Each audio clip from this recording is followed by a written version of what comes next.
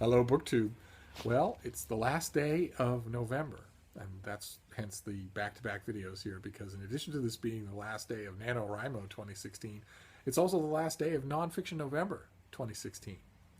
Nonfiction November, a BookTube event created and organized by Gemma at Nonfic Books and Olive at A Book Olive, in which they encourage you all to read nonfiction, uh, to add more of it to your reading list if you read a little here and there, or to add it to your reading list if you avoid it completely, in the hopes of showing you some of the attractions that it has. And of course, I jumped on wholeheartedly to the project because I've been trying to encourage people to read nonfiction my whole life.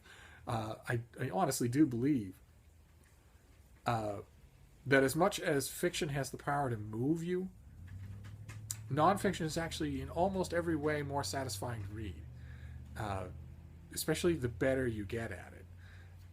If you read epic fantasy, I made this point when Nonfiction November began. If you read epic fantasy, if you read long historical fiction family sagas, you're already familiar with elaborately detailed world building that structures a narrative. And those muscles are the same ones you need to read an 800-page book on the Habsburg Empire. And yet, I know so many people who don't think that. They don't think twice about picking up the Song of Fire and Ice, but they would never in a million years pick up an 800-page book on the Habsburg Empire. They wouldn't do it. They would see it in a bookstore. I've been with people, side by side with them. And I go, ooh, ah, oh, and they say, ugh. And I say, but this is really good. And they say, I wouldn't get it. It's a closed door to me. And that's not true. It's only a closed door in an 800-page history of the Habsburg Empire, or it could be the Romanovs or anything else. It's only a closed door if the author's not doing their job. If the author is conscientiously and energetically world building the way a fantasy author does, then it will pull you in the same way. It's only school, I think, that makes that kind of reading gut level intimidating for a lot of people, which is why I was so grateful for Nonfiction November. And I know that the yearning is out there, because not only did I get a lot of comments in the comments of my videos, but I also got a ton of emails from the rest of you telling me that you're intrigued, that you've always wanted to read more nonfiction, but you don't know where to start. That's the most common thing I see, is I don't know where to start. I like subject X, but I don't know where to start. So I thought I would wrap up Nonfiction November today by encouraging you all to read more nonfiction all the time, and reminding you of something I said a couple of times on this channel before, of one of the key ways to get past I don't know where to start. Because that's a legitimate objection. You come to a big, complicated subject, and you can feel like, I'm so far behind the eight ball here, I don't know what each sentence is saying here. So there's no way I'm ever going to enjoy this on a visceral narrative level. I'm never going to be able to get to that point. That's not true. And the way you get to that point is by starting small. Now, I've mentioned a couple of times on this channel that you have a tool, a safety net, that no one has ever had before in history. You actually have two. You have Wikipedia, which is this gigantic, peer-corrected, self-correcting, constantly enlarging, free tool of research. There is no analog in human history to Wikipedia, to finding some, if we're going to stick for some reason, we're going to stick with the Habsburgs. Just bear with me. I guess because they're the stereotypical boring nonfiction subject and they're anything but. Let's say you read just a very quick, 10-page overview of the Habsburg Empire, and let's say that you think you're reading that and you think, there's a particular Habsburg princess in the early 19th century, almost a contemporary of Queen Victoria. She was young, she was beautiful, she was married unhappily, she died in childbirth in her early 20s. And I want to know more about her. For some reason, she interests me. Wikipedia is going to have an entry on her. And at any point in the past, your options would not have been the same. If you had been lucky enough to have an encyclopedia set in your house, it would have mentioned the Habsburgs, but it would not have mentioned a minor princess. It wouldn't even have mentioned her. And if you had, I don't know, the Encyclopedia Britannica, some great edition of the Encyclopedia Britannica that did mention her, you certainly wouldn't get a biography of her. And thanks to Wikipedia, every rabbit hole has been filled, so you can go and get an overview of her.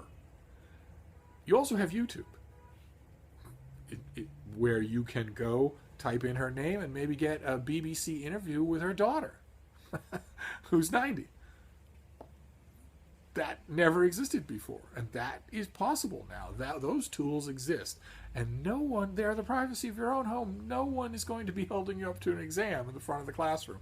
You can inch your way in to that one person, or maybe one event, like, if we're sticking with the Habsburg, the assassination of Franz Ferdinand, widely regarded as the linchpin pebble that started the avalanche that became World War I.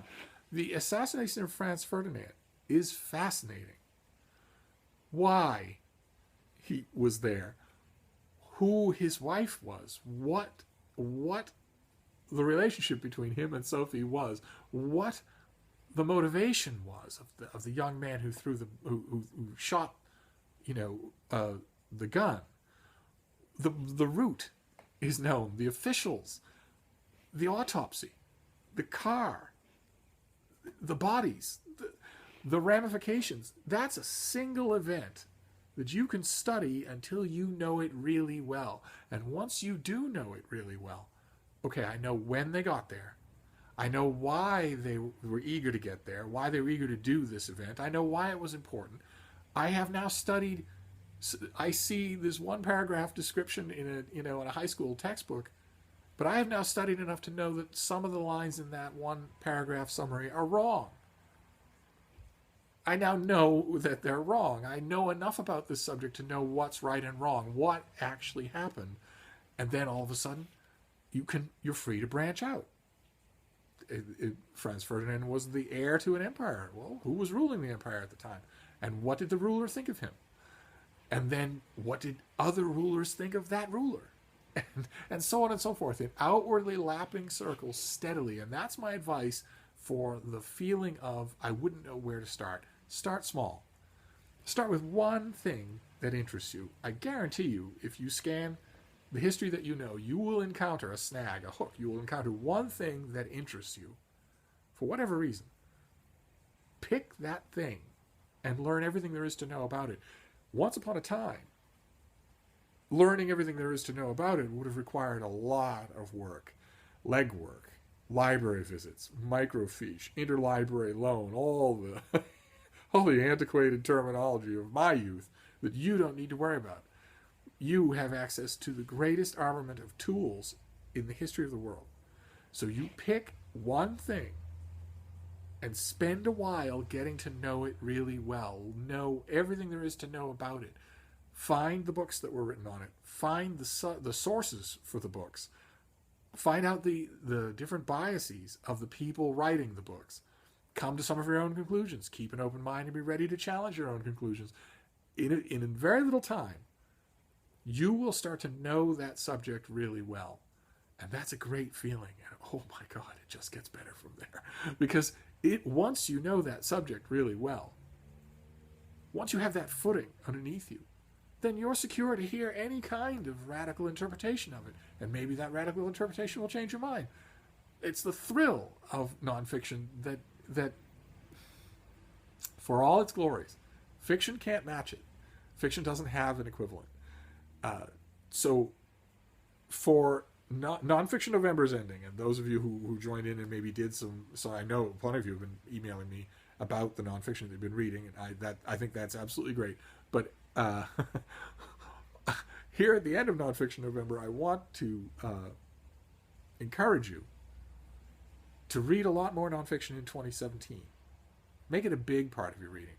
Make it an active part of your reading. Find a subject that interests you and mull your way into it. You'll be glad you did. And when you're done, you will be in the wretchedly geeky position that you've already seen I am in, where all of a sudden you have a patch of ground and you know it really well, so that when a new book comes along on that subject, you're genuinely giddily excited and you're embarrassing to all of your friends. Imagine what it would feel like if a few months from now or a year from now you see a new hardcover in the bookstore on the assassination of Franz Ferdinand, and all you wanted, instead of looking at that and saying, ooh, oh, I wouldn't know where to start. Imagine if you look at that book and your first reaction is, wow, but where are they going to stand on Gavrilo Princip's consumption? I gotta know. Is there new documentation? Has something been discovered in an archive in Budapest that is going to tell me something that I will need to ratchet into my own reading of the subject? Or a biography of Lionel Barrymore, or a military history of the Wars of the Roses, wherever it is. You can get, without a whole lot of effort, to the point where you know enough to be happy to learn more. And all of a sudden, once you're at that point, the whole idea of I wouldn't know where to start goes out the window. Once you realize that you can do that kind of reading, then you're not worried about being caught not knowing something at all. It's not at all. If you make as your special study Otto von Bismarck, I don't advise that, but if you were to do that, and you've studied him for a year, there are 4 great English language biographies. They're all going to be listed at Wikipedia, I'm sure. There are all sorts of overviews, all sorts of YouTube videos, all sorts of magazine articles. Let's say you consume them all. And you get to a point, after a few months, that you know Otto von Bismarck fairly well as you can without knowing German. And then you get to a new book, and it tells you something that you didn't know about him, maybe his relations with American presidents. The feeling of, oh, I'm caught on the wrong foot here. I don't have any idea what this author's talking about, and I thought I knew this subject. That you won't feel that. There won't be any embarrassment. There won't be any anger or irritation. Instead, it will be eagerness. Ooh, tell me more. I want to know more. I know enough to feel secure in not needing to know everything. I know enough to keep learning on the subject. The point I wanted to make here at the end of Nonfiction November is that you can do that. It's not a closed club at all. It's thrilling, and it's easily accessible to you. More easily accessible to you than it was to your parents or your grandparents. Simply pick a subject, go to Wikipedia, and start. And if the subject is biography or history, if it's nature or law, then another thing you can do that your parents and grandparents couldn't do is email me. I would be happy to help. I would be happy to supplement whatever stuff you do with recommendations and also books. So that's my point here at the end of Nonfiction November is keep going and let me help. I'd be happy to help. My own tally for Nonfiction November was quite healthy. I read, discounting rereads and discounting work-related books, I read 113 books in November, all of them nonfiction. And of those 113 books, I'd say probably 100 of them were brand new to me. So it was a very healthy month. And I plan on doing better than that for December to wrap out the year. But unfortunately, December won't be only nonfiction. I'm going to look back on this November wistfully because there are novels in December. There are some that I just can't avoid. One of which, for instance, is the new Paul Auster.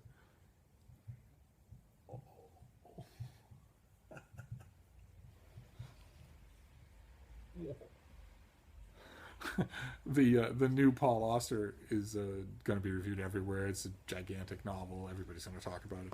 And my editor of the Christian Science Monitor would like me to review it. So I will be doing that.